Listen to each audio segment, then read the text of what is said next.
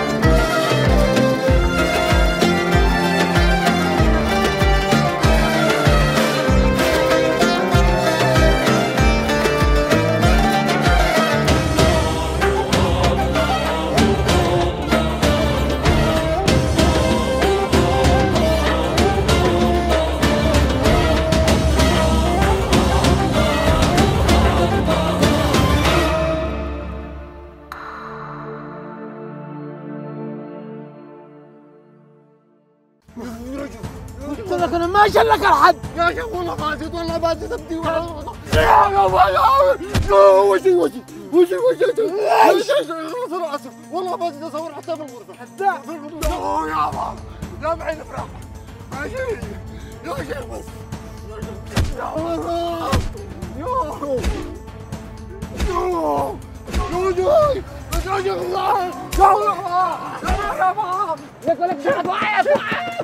ليكو كم عاد الموت قلت لك مرات عاد اقتلع عاد اموتك يا قلاقل لك يا حيف على الرجال.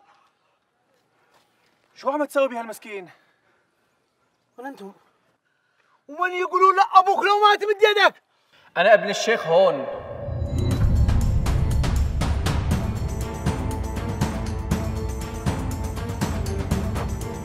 عارف فقهوا. انا اقول لك ما تفعلش حاجه في القريه الا لما تقول لي. هذا من هو؟ هذا قالوا ابن الشيخ. ابن من انت ابني؟ أنا ابن الشيخ هون. اي شيخ؟ الشيخ مثنى عواد براقت.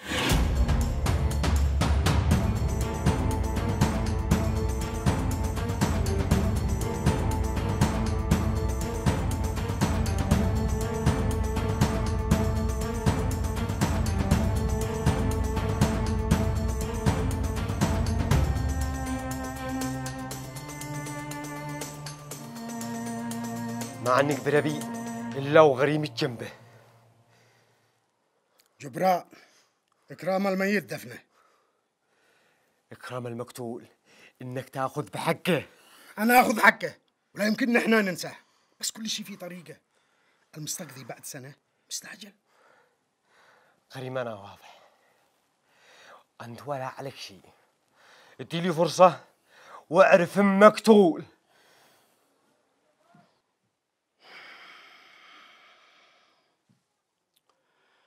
وفي خبر لازم ما تعرفه.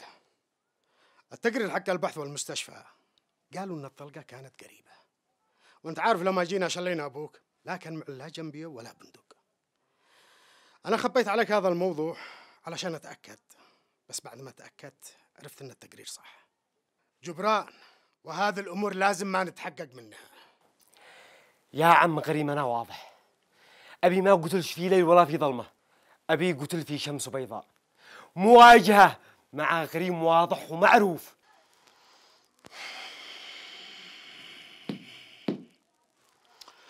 جبران، هذا الموضوع احنا نشي نتحقق منه، وبعدها هذا دم مش هو لعبة. بعد إذا أنت بتحب أبوك خلينا ندفنه بدل ما احنا جالسين نهن جثة داخل الثلاجة.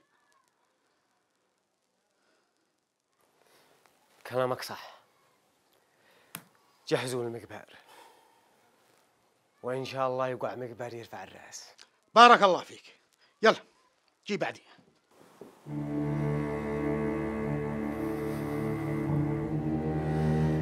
أبي فلت لك المشيخة يا عم، وإذا الحين جيت فلت دمه.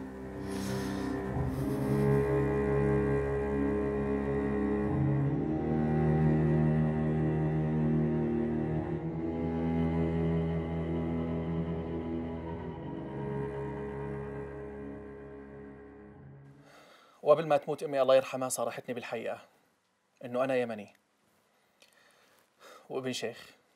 ما هذا الخبر يا ابني؟ امك قالت لي انك مت وعادك صغير بحادث، واثبتت لي باوراق ومستندات رسمي. ما هي كمان قالت لي إنه أنا يتيم وأبي متوفي ومقطوع من شجرة.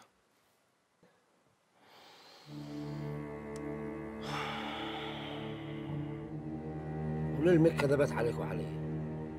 ما بعرف، سألت نفس السؤال بس ما جاوبتني، بس بظن إنه خافت لا أبلغ السن القانوني وتجي تاخذني منها، أو إنه أنا أتركها وإجي لعندك. يا ساتر، كل هذا السنين كذبت عليها وعليك. ايوه والفيلم، ما هذا شقدوا فيلم هندي وافي يا ولدي. ما يثبت لنا ان انت ابن الشيخ شخصيا، ما يثبت. إيه معي كل الوثائق والإثباتات الرسمية اللي بتثبت إنه أنا يمني وابن الشيخ مثنى. لحظة شوي.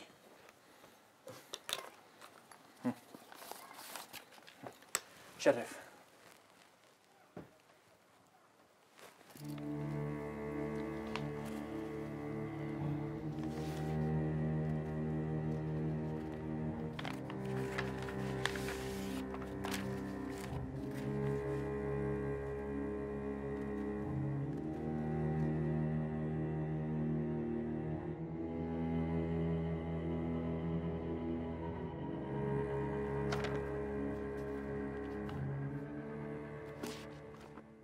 ابن الغالي يمي. انا مش فاهم ولا حاجه، اشتي تفهموني ودلا فهموني. انا حاسس ان انا ضايع بينكم. هل احنا في باب اليمان ولا في باب الحاره؟ يا عمي بدك الدغري ولا ابن عمه؟ خيري ابنه للشيخ متنا. يعني خيري ذا الحين ما هي جنسيته؟ ابوه من اليمن وامه من عنا من سوريا. يا اخي انا فاهم بس من هو ابوه؟ ايه علينا ولك صار له ساعة عم بيفهمك ما فهمت؟ طيب يعني ولو فيها سوء ادب هكذا. امه من اين هي؟ ابن عمي هات كل يا ولد عمي كل العصير هذا والبسكوت سهل ما تموت العرب لا متوافيه وبيني وبينك انت قد يعني نثرتها بقوه الصدق. ايوه انت ليش عندك بعد عم يسال انا؟ ايش عندنا مضروب؟ خلاص انا اسف. يضربوني الناس كلهم اول شيء عقلان يضربني ويربطني وانا الناس قاعد عندهم راسي وهذا متفرج بعدين شيء عارف يضربني الناس كلهم متفقين على ولد عمي. جيلي بسكوت جيلك بسكوت سهل. كمل سلطي يا ولد عمي كمل سلطي في قطر وحديد من قدر الرجايع وهذا متفرج. 20,000 مرة يا ابن عمي أقول لك لا تشتريش هذاك الحد ما بتصدقنيش، وبعدها 20,000 مرة وأنا أقول لك يا قلاقل يا ابن عمي يجي يشتغل معي في المكان ما بتصدقنيش، هاي بسنة الإعلام ما في علبك هذا كله من تحت رأس الإعلام. ما شو من تحت راس الإعلام ابن عمي ومن تحت راس إياها الذي ودفني وهرب. يا رب الله المستعان عليك يا قلاقل. انا نبعت لعند الشيخ علشان ينقذك بدل ما تشكرني تردني بين الغرماء. يو ملوني لكن على ذيه انقد قتلوني مبلغ الباري خارجني على حسن نيتي وارسل لي سوري. ما هو سوري؟ سوري نقع هكذا من عند الباري نقع وخارجني ولما عرف قلت كان مشرع يقتلني وقلت له شاب اطلع الاعلام لكن ما قطع. ابن عمي لازم نسنف عليك كشافة. الضربة شكلها أثرت عليك. الشيخ الذي فرح عليك قال لك واحد سوري. انما ما بتصدقنيش ابن عمي كان يسال ذيها هياما هو سوري هذه هربت. لا تدخلوني بينكم ولا تردوني غريب. شدوا انا ما ركزت. يا رب هذا الكلام ما يدخلش العقل. يجي شخص من اخر الارض ويقول انه اخي. اما انا الشيء استوعب شخص يخرج لي وعلى اساس انه في نفس عمري ويقول انه اخي وابي يتزوج من سوريا ولا الان ولا لي علم بشيء. اهدى يا ولدي، انت هتفهمني سوا ولا ماشي؟ تفضلوا فهموني. يلا. ابوك يا ابني لما تزوجني قد كان تزوج قبلي 2 وما خلفنش وطلقهن وبعد تزوج بي انا ودار ان العيب منه وابوك صار يتعالج في سوريا ورجع لنا لهانا وقد تزوج سورية وبعدها هي جت هانا هي وحمت وانا وحمت.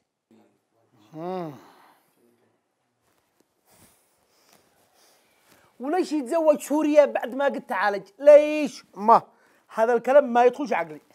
يا ابني عاد كان الشك مسيطر عليه ان العيب فيني. ناهي وبعدها اتدامرتها سوريا تعيش معانا هانا وهي ولدت ابنها وانا ولدت بك. وبعدها حصلت مشاكل بين ابوك وهي وتصايحوا وما قدرت تعيش في القرية وحياتها القرية وابوك ذبح منها وطلقها وبعدها رجعت سوريا هي وابنها وبعد سنة قالت ان ابنها مات بحادث وانقطعت اخبارهم.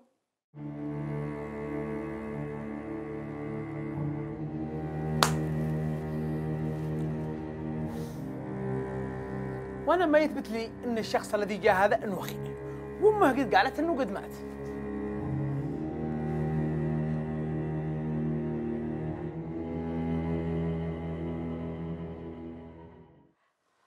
الخبر طلع أكيد يا شيخ وهذا كل الإثباتات وأنا صورت لك التقرير لو نفسك تدي لحد منن. أيوة أركن معي رجال. الله الله يا شيخ نفديك بروسنا. خرج اسمر مع الضيوف وأنا شوي والحق. حاضر. بس يا شيخ يا مالا قصدي حمود. سلا عنده قلت له 50,000. حاضر يا شيخ. ها البلولوم شقطها لا حد يدري ولا حد يدري. حاضر.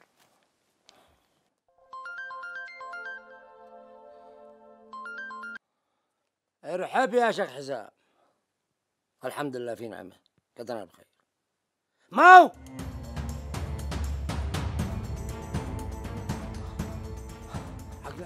عقلا مات. ويحين المقبار؟ بكرة إن شاء الله، بس أنت يا شيخ لا تحضر لأنهم معتبرينك أنت وقريتك غرماء. عموما احنا باذلين الانصاف ولنا خبر ان شاء الله. مع السلامة. ما هو أمك قالت إن سوريا فعلا مشاكل وما أنت تعيش في القرية. ايوه يا اخي، ايوه قول لي فهمني ما هو.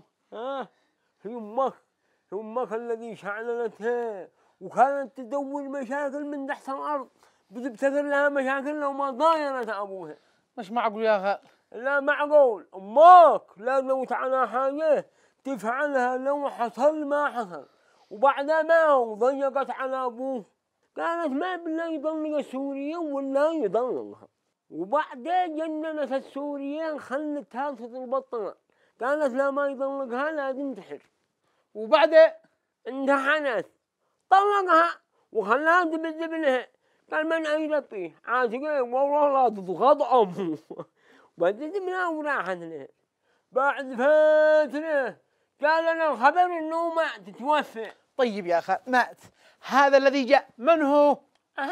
هذا هو ابن سوريا، وما يثبت لي انه ابن سوريا مش واحد من تلك شخصية. الطقطق مع وراك فصول من حق سوريا مع اثباتات مع كل حاجة. ما ينفع نشر هذا الخبر صدق يا اخي. يا حلاوتك كان ما هو الذي ينفع يا بدي؟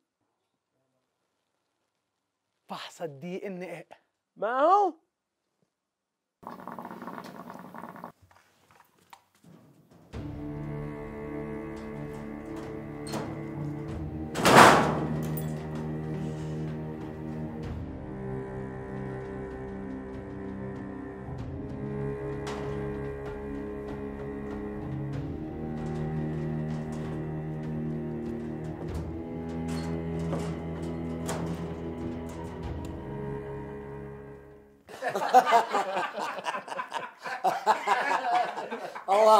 الله يسعد قلبكم ما ضحكتوا. وضيف صاحبك اسمه؟ هذا اسمه سليم وبينادوا لنا موسى. ومن هو ناموس هذا؟ متأثر بشخصية سورية بمسلسل. ناموسة؟ احنا عندنا يا شيخ هذا نسميه نمزي. وضيف ما يقع عليك. وانا اسمي عنتر يا شيخ، ابن خاله الاستاذ خيري. انا اعرف ابوه ما زوج الله. ايه حكى لي عنك كثير يا شيخ. هلا يا شيخ انا اعرفه. هلا لما سافرنا سوريا قبل 20 سنه امان انه في عرسك يا شيخ رقص له ما قلبس. شيخ عارف اشبه مالك ذابح. الشيخ مثلنا له ساعة عند خيري وخبرته، علم الله ما بيبرموا. بس الصوت زي النماسي من يدر ما فيش يا شيخ مثلنا، اضحك لي الدنيا تضحك لك. اسمعوا، هذا المكان خصصت لكم ترتاحوا تفتهنوا واللي تشتوا موجود.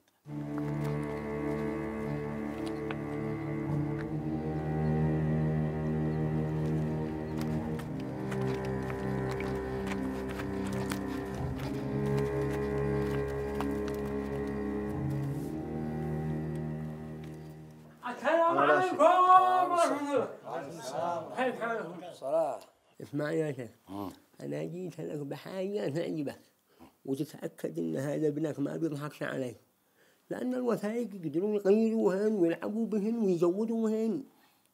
من هذا اللي ترك الحل هذا؟ الحل هذا الذي بيحبك ويحنجك ويخاف عليك. ابنك عارف هالبذيء. ما قال عارف اللي بيحنجني ويحبني. قال ذلك الشيء فوق دفع عن التحليل تي ان تي من هاني. ما هذا تي ان تي؟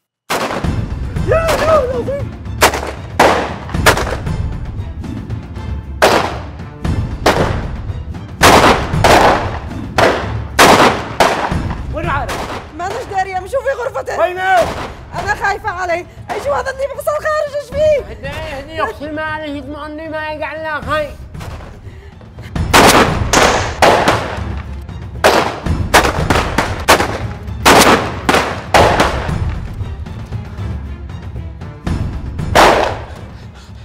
بلاش منها. هيا الرحلة، الناس عاد سمعوا ذا الحين. هيا الرحلة.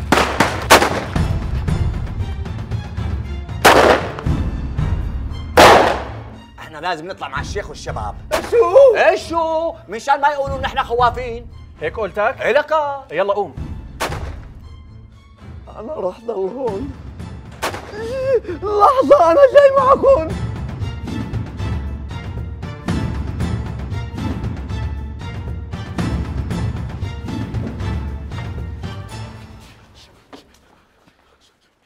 هربوا الكلاب، لكن والله معروفين. ما عاد الله هاجموني ناس بيتي. هربوا الحليمات يا شيخ، انا كنت طالع من شان اقطعهم تقطيع وبحسب الله ما خلقهم. موسى بل هالحركات هلا مو وقتها، مانك شايف حالة الناس؟ عيب.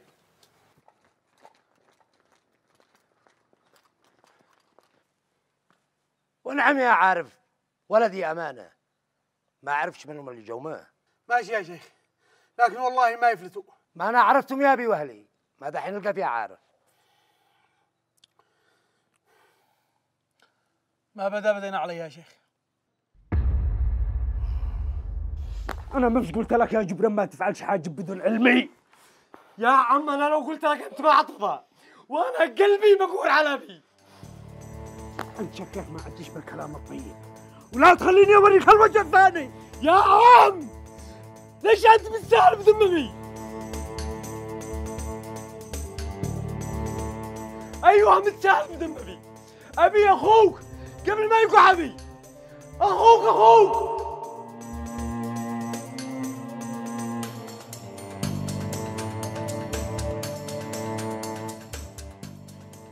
انا ما بنفعل شيء الا مواثيقها معي. يا شيخ عايض ايش عاد من مواثيق؟ اقوى من انهم قتلوا وسرقوا جنبيته وسلاحه. اولا ما دخلك بيني انا وابن اخي، وبعدها لو انك صدق بتحبه كان عاد جيت تقول لي ما هو الذي اشتي يفعل.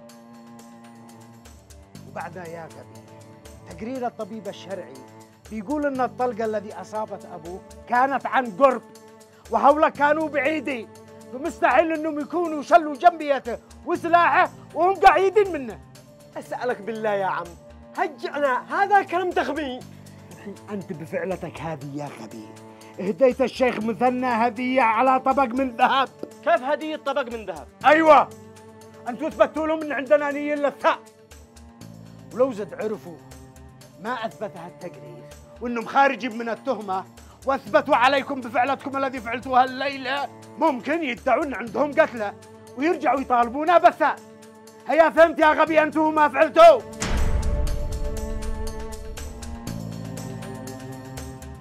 هذه نتيجة تصرفاتكم من رؤوسكم لوحدكم. خلونا غدوة نبصر معي وقع من ردة فعل.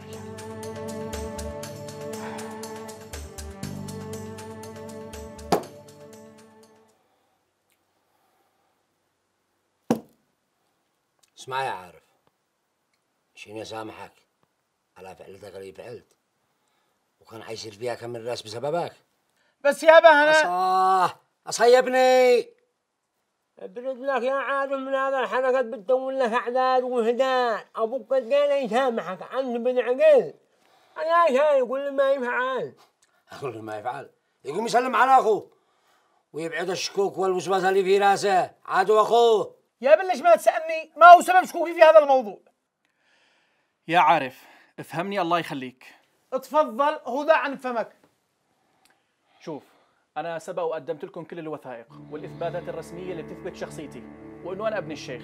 ولا تنساش إن والدتك قدمت الإثباتات والأوراق الرسمية على أنك مت في حادث، وأنت الآن أمامنا حي يرزق، أو ما قلت يا أباه؟ ما يا والله ما عارف هذا اللي كان وقيس ما حدا يقدر يفتح لك فيه ولا يتنخ. طيب والحل؟ التحليل يابا، تحليل الدي ان ايه هو الذي يعينه يشكوكنا ويقنعنا، وما يخلي على خيري ذرة شك واحدة. ايوه ولا يهمك يا عارف، حاضر، ما يهمك الا ما يطيب نفسك. نفعل الفحص وانا متاكد ان خيري ابني. هيفتح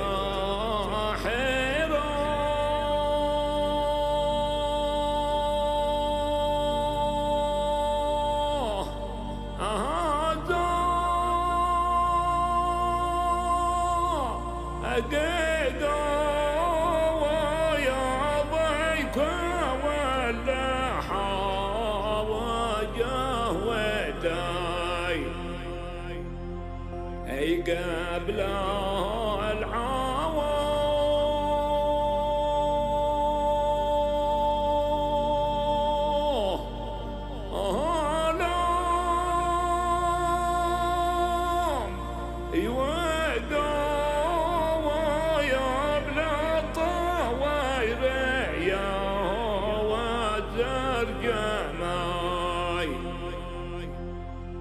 شو صبوح؟ ايه بسم الله.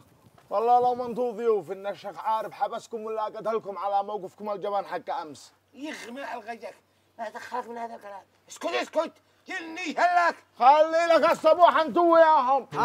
طلعوا من الصباح.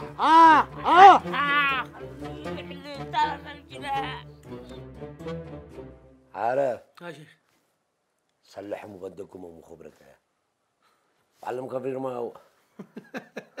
ما هو اسلحهم ما بندقهم على ام الرمايه. ايه خلاص يا ابي نسلحهم ونبندقهم. لحظة لحظة يا أبي، شو سلاح ما سلاح؟ ضروري الموضوع هذا يعني؟ أيوة أحسن من التخبى. وليش لا أتخبى يا خيو أفندي؟ ما في علي شيء أنا، لا أنا ولا رفقاتي. هلا حتتخبى وتتصلح. اسمع يا ابني، الوضع صعب، مشاكلنا طويلة، شيلي وقت لو ما اشرح لك. وما استجاب كذاك بعد ما رتخ الله لي بعد هذا السنين كلها. افهم؟ غرماء لو ما يبصرك بغير سلاح، هتوقع فريس الثمين لهم. وانت ابن شيخ، لكن لو ما يبصرك مسلح ومبندق وهيبه، حيفعلوا لك 1000 حساب، لأنك شيخ ابن شيخ، بتعقل. يعني معقول الموضوع خطير لهالدرجة؟ خيري، فهم ما بيقول الشيخ، يعني إن لم تكن ذئبا أتناشق الذئاب. الواحد يقول ها أبي قلبه جالي. عارف يا شيخ عارف لا تحلقش عليهم، إن شاء الله ما يكون لها خير. إيه الله بيعلم شو مخبات لنا من مصايب كمان. أشيل عنك يا مدير، الله يحفظك. ادخل اين ادخل؟ ادخل البيت، عندك ايدك تعب، انا داري. ادخل. هات. يعني ما قطعش فيك الكلام اللي عند البقاله. اخي ما افعل فيك انت يا اخي. يا اخي روح لك مني، روح لك مني. ما هو هذا الخبر مالك، ومن يصور لك اللقطات الحاليه والمشاعر والاحاسيس يا ما شعر محاسيس يعني اعيد لك الكلام مره ثانيه. وين احاسيسك لما مسكني عارف وضربني وندع لي هيك القتله؟ الله لا يوفقك، لا انت الذي صورت ووثقت الجريمه ولا انت حتى الذي فرعت. الصدق صح. وامس حصلت المعركه وتراموا الناس وضيعت علينا حدث من بسببك، وجيت دورتك لا وسط البيت وقالوا لي ما بحدنت وانا داري انك داخل متخبي. ما هو يا عم قال الدنيا كانت حاميه، وبعدين من لنا اطلاقات وكاميرات حق التصوير حق الليل، وهذه حق الامن والحمايه، منين الدين؟ اسمع، ما بشي بيننا، ما بشي لا حد الان وانتهى العقد الذي بيننا، وهذا بوسام قبل انهاء الخدمه. خاطرك اديني فرصه اخيره. لا يمكن. اخيره لا يمكن. وهذه 3 بوسات. خلاص.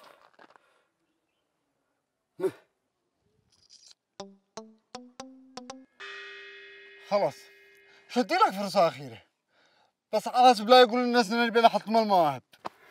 الله يستر عليك، شكرا لتواضعك. هيا دخلنا.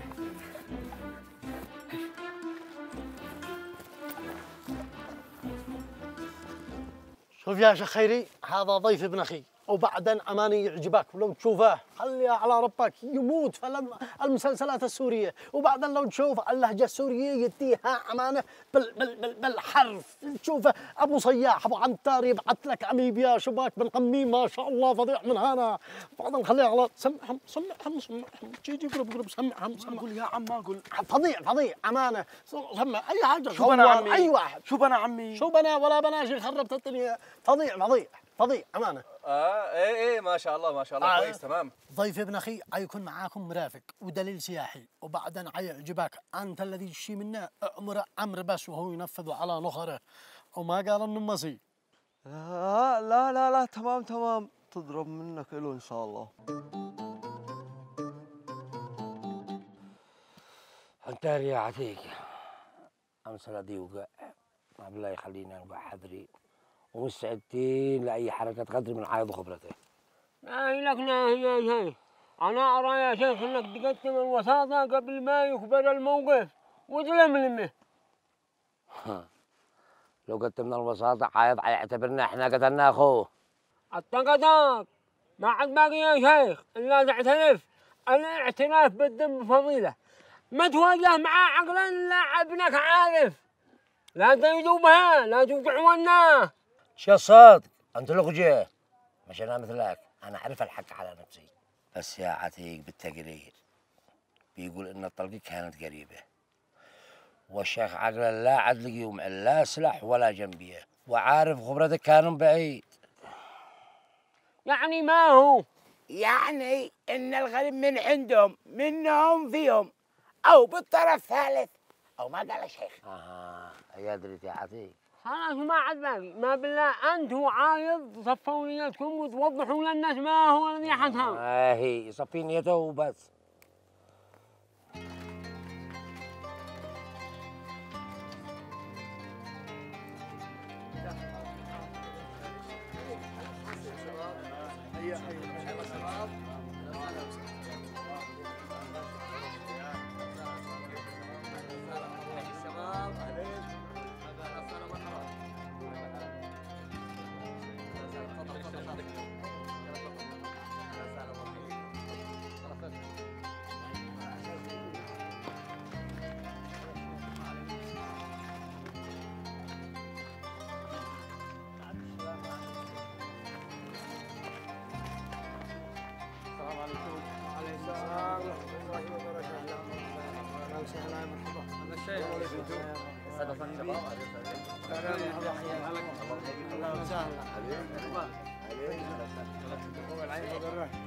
شرفت الله يا شيخ.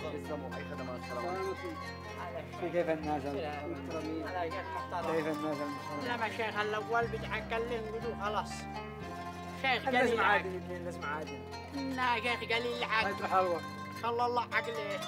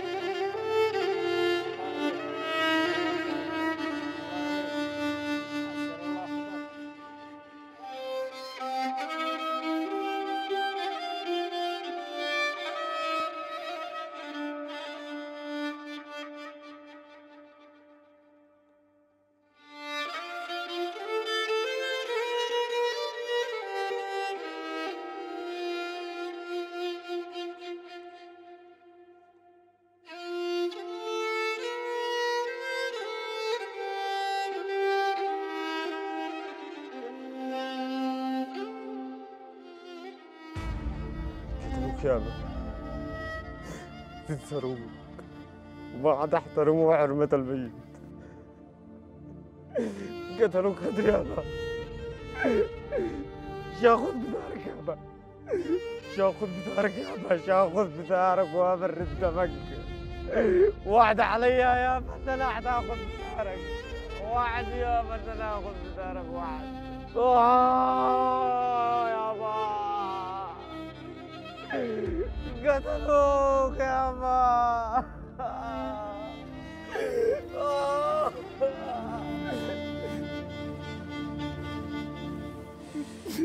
ولا عليك يا جبران. تعرف يا عم، تعرف يا عم ثار اخوك يا عم. عهد علي يا جبران اني اخذ ثارك وثار اخي. فاهم؟ يابا يابا